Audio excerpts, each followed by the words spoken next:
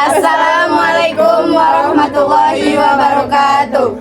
Baiklah, kami akan mempresentasikan tentang koloid. Yang pertama, pengertian koloid yang akan dijelaskan oleh Delvia Dira. Baiklah, saya akan membacakan pengertian koloid. Koloid adalah campuran heterogen yang terbentuk dari suatu zat yang tersebar atau terdispersi ke dalam zat lainnya atau terdispersi. Zat yang dilarutkan dalam koloid tidak larut layaknya dalam campuran homogen, namun tersebar menjadi partikel-partikel ke dalam zat pelarut atau pendispersinya. Selanjutnya adalah sifat-sifat koloid yang akan dibacakan oleh saya sendiri. Sifat-sifat koloid mempunyai sifat yang khas, yang berbeda dengan sifat sistem dispersi lainnya. Beberapa sifat koloid yang khas misalnya efek Tyndall, gerak Brown, adsorpsi, dan keagusasi. 1. Efek Tyndall. Apa yang dimaksud dengan efek Tyndall? Simak penjelasan berikut ini. Seberkas sinar dilewatkan pada suspensi atau dispersi pasir dalam air, koloid atau susu, dan larutan gula dalam air. Jika dilihat tegak lurus dari arah datangnya cahaya, tegak lintasan cahaya akan terlihat jelas pada suspensi dan koloid. Akan tetapi, jejak cahaya pada larutan tidak terlihat. Terlihatnya lintasan cahaya ini disebabkan cahaya yang dilewati suspensi dan koloid dihamburkan oleh partikel-partikelnya, sedangkan pada larutan tidak terlihat.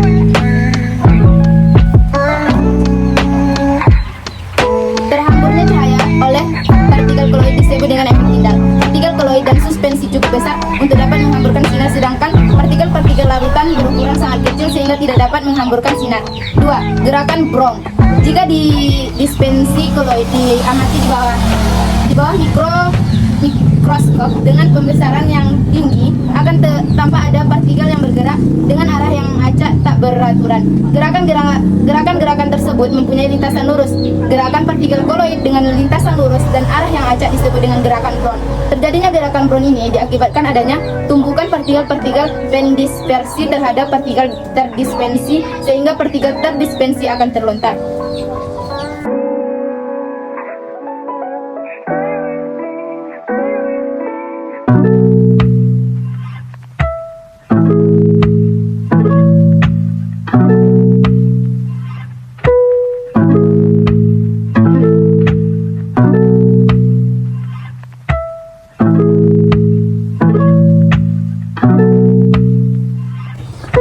Peristiwa adsorpsi menyebabkan partikel koloid bermuatan listrik. Oleh karena itu, jika koloid diletakkan dalam medan listrik, partikelnya akan bergerak menuju kutub muatan listrik yang berlawanan dengan muatan koloid tersebut. Peristiwa bergeraknya partikel koloid dalam medan listrik disebut dengan elektroforesis.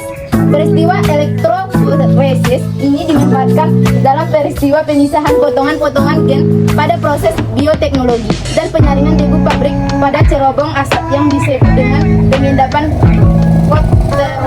koterel. 4. Koagulasi. Dispersi koloid dapat mengalami peristiwa pengumpulan atau koagulasi. Peristiwa koagulasi pada koloid dapat terjadi akibat peristiwa-peristiwa mekanis atau peristiwa kimia. Peristiwa mekanis misalnya pemanasan atau pendinginan. Darah merupakan sol butir-butir dalam darah merah yang terdispersi dalam plasma darah. Jika darah dipanaskan, darah akan menggumpal. Sebaliknya, agar akan menggumpal jika didinginkan. A. Pencampuran koloid yang berbeda muatan. Jika sistem koloid yang berbeda muatan dicampurkan akan menyebabkan terjadinya koagulasi dan akhirnya menyerap. Sebagai contoh yaitu sol FeOH3 yang bermuatan positif akan mengalami koagulasi jika dicampurkan dengan sol AS2S3. Dengan adanya peristiwa tersebut, jika Anda mempunyai tinta dari merek yang berbeda di mana yang satu merupakan koloid negatif dan yang lainnya yang merupakan koloid positif, jangan sampai dicampurkan karena dapat mengalami koagulasi. B. Adanya elektrolit. Jika elektrolit yang bermuatan positif dicampurkan dengan suatu larutan elektrolit, ion-ion negatif dari larutan elektrolit tersebut akan segera ditarik oleh partikel-partikel koloid positif tersebut. Akibatnya, ukuran koloid menjadi sangat besar dan akan mengalami koagulasi. Sebaliknya, koloid negatif akan menyerap ion-ion positif dari suatu larutan elektrolit. 5. Atau yang terakhir, kestabilan koloid. Koloid merupakan sistem dispersi yang relatif kurang stabil dibandingkan larutan.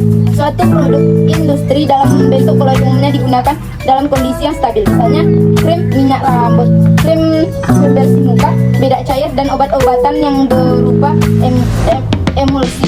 Bagaimana cara menjaga kestabilan koloid? Yang pertama, menghilangkan muatan koloid. Koagulasi dapat dicegah dengan cara menghilangkan muatan koloid tersebut. Proses penghilangan muatan koloid disebut dengan proses alisis. Yang kedua, penambahan stabilisator koloid. Penambahan suatu zat ke dalam suatu sistem koloid dapat meningkatkan kestabilan koloid, misalnya emulgator dan koloid pelindung. Emulgator adalah zat yang ditambahkan ke dalam suatu emulsi koloid cair dalam cair atau cair dalam padat dengan tujuan menjadi koloid agar tidak mudah terpisah. Sebagai contoh, penambahan sabun ke dalam campuran minyak dan air serta penambahan amonia dalam pembuatan emulasi pada kertas film. Koloid pelindung adalah koloid yang ditambahkan ke dalam sistem koloid agar menjadi stabil. Sebagai contoh, penambahan gelatin pada pembuatan es krim agar es krim tidak cepat memisah serta penambahan gum Arab dalam proses semir. Itulah sifat-sifat dari koloid. Baiklah, saya akan membacakan jenis-jenis koloid. 1. Sol. Jenis-jenis koloid yang pertama adalah sol. Sistem koloid ini terbentuk dari fasa terdispersi berupa padatan dan fasa pendispersinya berupa cairan. Contoh yang dapat kita lihat secara langsung yaitu sol emas, tinta, dan cat. 2. Sol padat. Sistem koloid ini terbentuk dari fasa terdispersi yang berupa padatan dan fasa pendispersinya merupakan padatan. Contohnya adalah gelas berwarna dan intan hitam. 3. Aerosol padat. Koloid ini terbentuk oleh fasa terdispersi berupa padatan dan fasa pendispersinya berupa gas. Contohnya yaitu asap dan debu. 4. Emulsi. Sistem koloid ini akan terbentuk oleh fasa terdispersi berupa cairan dan fasa pendispersinya berupa cairan juga. Contohnya seperti susu, santan, dan minyak ikan. 5. Emulsi padat. Jenis koloid yang terbentuk dari fasa terdispersi berupa cairan dan fasa pendispersinya berupa padatan. Contohnya seperti mutiara, keju, dan jelly. 6. Aerosol cair. Sistem koloid yang terbentuk dari fasa terdispersi berupa cairan dan fasa pendispersinya berupa gas. Contohnya seperti kabut, awan, dan hairspray. 7. Buih. Sistem koloid ini terbentuk oleh fasa terdispersinya berupa gas dan fasa pendispersinya berupa cairan. Contohnya seperti buih sabun dan krim kocok. 8. Buih padat. Sistem koloid ini terbentuk oleh fasa terdispersinya berupa gas dan fasa pendispersinya berupa padatan. Contohnya seperti karet busa dan batu apung. Selanjutnya saya akan membacakan fungsi-fungsi koloid.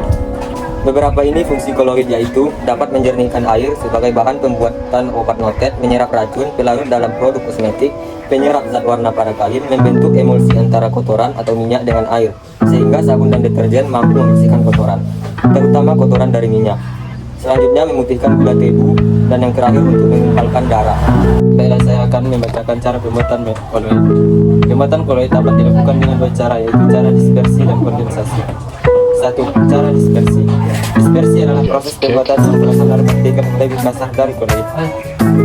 Pembuatan dengan cara dispersi terdiri dari 3 jenis, yaitu mekanik, ukur beredik, dan fertilisasi. Barang cara mekanik sistem ini dibuat dengan cara pengurusan dan penggilingan. Bisa juga dilakukan lewat pengajuan dan pengutukan.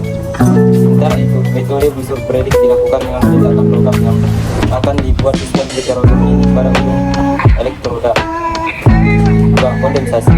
Selain dispersi ada juga yang disebut kondensasi. Pada kondensasi, partikel larutan sia-sia atau molekul atau ion bergabung menjadi partikel koloid. Cara ini dapat dilakukan dengan reaksi-reaksi seperti reaksi elektrolisis dan dekomposisi rapuh atau pergantian pelarut. Reaksi redoks bisa digunakan dalam pembuatan sol belerang dan sol emas. Sementara itu reaksi hidrolisis digunakan dalam pembuatan sol ethylene.